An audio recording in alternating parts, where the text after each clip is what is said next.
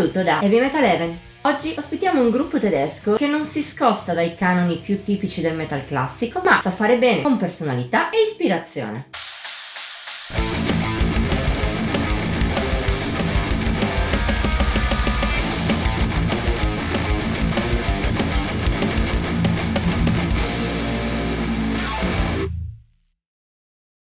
Nulla di originale, ma fatto bene. Si può riassumere così Holding the Flame, ultima uscita dei Tomb of Giants. Il gruppo nato nel nord della Germania nel 2013 ha all'attivo già 2 full length, mentre con questo nuovo album si è cimentato per la prima volta sulla distanza dell'EP.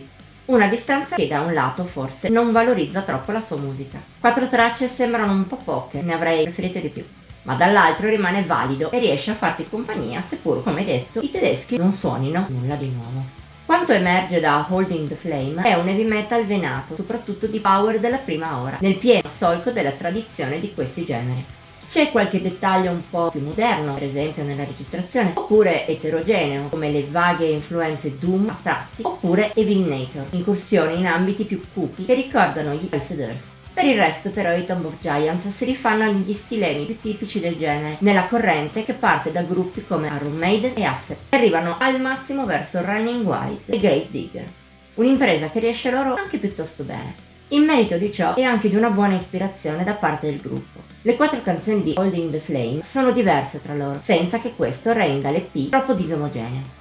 Ognuna ha la sua personalità, ma c'è un fil rouge che le unisce, dato dalla voce di Kyle Orside e dall'ottima qualità grazie a spunti degni di nota.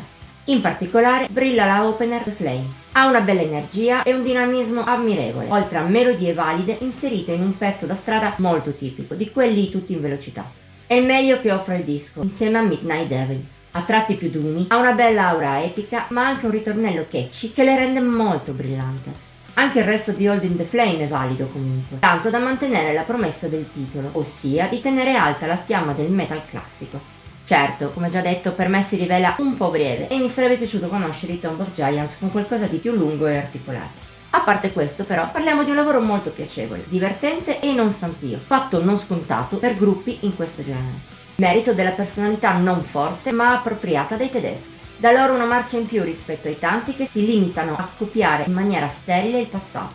Insomma, anche se spero in futuro di poter ascoltare il gruppo con qualcosa di più sostanzioso, per ora il mio giudizio nei suoi confronti è una promozione piena e convinta. Voto di Heavy Metal Heaven 70 sul massimo di 80 per gli EP.